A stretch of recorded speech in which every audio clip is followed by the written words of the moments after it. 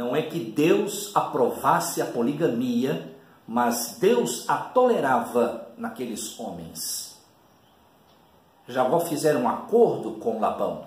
Trabalharia 7 anos e em troca este lhe daria sua filha Raquel por esposa. Ela era bonita, jovem, agradava aos olhos de Jacó. Quando foi no dia do casamento, Jacó foi literalmente enganado e lhe entregaram Leia. Ele reclamou com o sogro e o sogro lhe disse: não é o costume da terra que casemos a mais jovem antes da mais velha.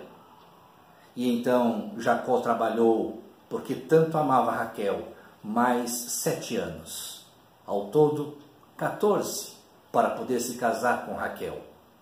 Quando Leia casou, Labão, seu pai, lhe deu a sua escrava Zilpa como uma espécie de dote para Leia. E quando Raquel se casou, Labão pegou a sua escrava Bilhá e a entregou para Raquel como uma espécie de dote para que esta lhe fosse por escrava. Quando já estava para completar 20 anos que trabalhava junto com Labão, Jacó vê que é o momento de partir e retornar à terra de seus pais, Canaã. E então levanta o acampamento e segue com os seus rebanhos, com as suas esposas, com as escravas de suas esposas e com alguns filhos. Leia tivera Rubem. Logo em seguida veio Simão. Logo depois Levi. E então Judá. Quantos filhos Raquel teve? Até ali nenhum. Raquel então reclama com Jacó e lhe diz: dá-me filhos ou então morrerei. Como se Jacó fosse culpado dela não poder gerar filhos. Raquel então usou de um estratagema, tomou Bilhá, a sua escrava, e a entregou por mulher a Jacó. E então Bilhá engravidou e teve Dan e logo em seguida Naftali. Estes dois seriam, por tabela, filhos de Raquel. Leia, quando percebeu dessa estratégia de Raquel, pegou Zilpa, sua escrava, e a entregou a Jacó. E Jacó então teve de Zilpa mais 2 filhos, Gade e Azer.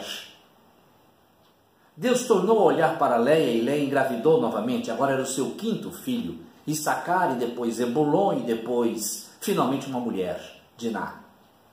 O placar geral estava 9-2 para Leia frente a Raquel. Finalmente Deus olha para Raquel e Raquel engravida José.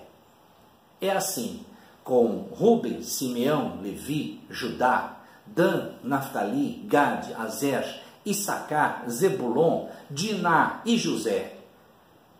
12 filhos, mais Leia e Raquel, 2 esposas, mais 2 concubinas ou escravas, Zilpa e Bilhá. É assim que Jacó sai de Padan-Arã, despedindo-se de Labão, e parte para a terra prometida. Tempos bons estes para Jacó, em que Deus esteve com ele. Os anjos do Senhor o encontraram em Mahanaim. Ele mesmo teve um enfrentamento físico com um anjo no val de Jaboque. É verdade que saiu mancando da perna daquele enfrentamento, mas também teve o seu nome mudado e recebeu a bênção que tanto buscava da parte de Deus. Celebra a paz com Esaú, com quem estava jurado de morte há tantos anos. Levantam um altar em Siquém para cultuar a Deus.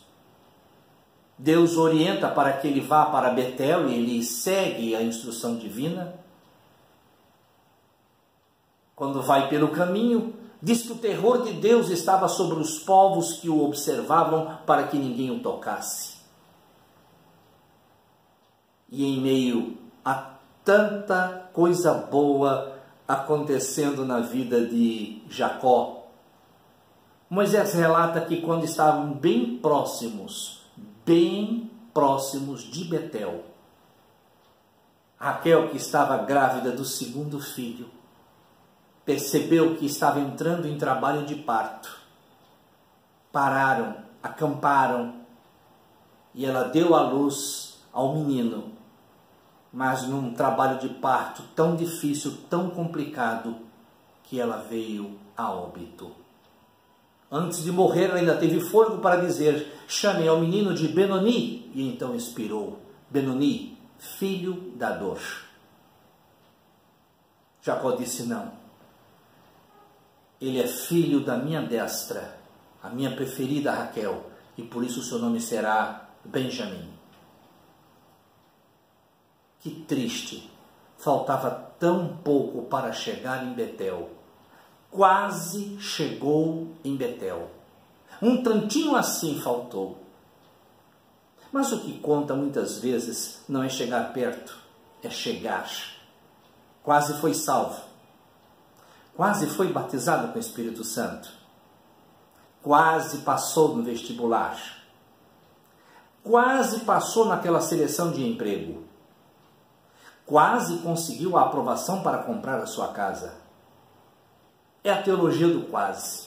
Nós precisamos muito mais do que isso. A teologia do quase nos leva aos filhos da dor, às perdas, na verdade. Mas aqueles que chegam são aqueles que podem dizer que geram filhos da destra. Não geram Benonis, eles geram Benjamins.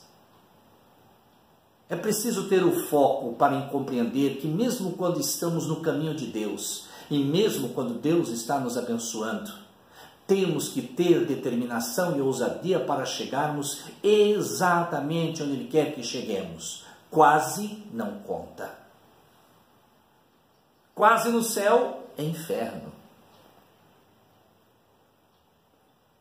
Quase fez a vontade de Deus, não fez a vontade de Deus. Quase acertou no alvo, errou o alvo.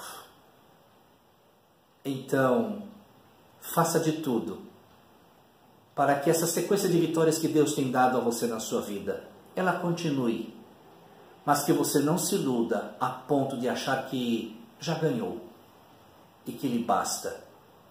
Quase, neste caso, é nada.